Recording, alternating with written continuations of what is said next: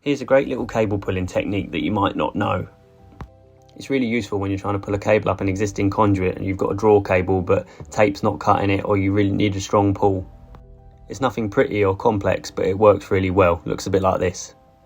And what's good about it is it doesn't really exceed the size of the cable you're currently pulling through as well, so it's never any wider. So the cable pulling through always pretty much follows the exact route of the existing one, so we'll get through those small gaps. So let's go through it step by step.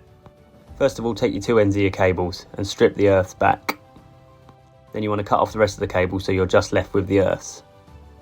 Bend them into a U shape so they're both hooked around each other. Then twist them back on themselves one at a time, as tightly as you can.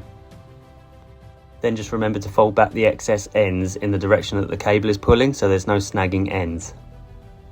Once it's done, it creates an incredibly tight connection and it takes an awful lot of pull, basically until the copper snaps before it lets go. And like I said before, it will pretty much follow through any hole that the existing cable is pulling through, so it will go up capping, conduits, through wooden joists, and 9.5 times out of 10 this has worked for us over the years. You can even tie on more than one cable if you're confident it will go through the space.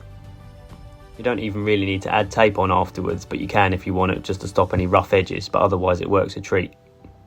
Just remember to pull through enough slack to cut off the end so you're not using the bit of earth that's been strained during the pull. If you didn't know this already, I'd recommend giving it a go because it might save you loads of time. Give us a follow for more hints and tips.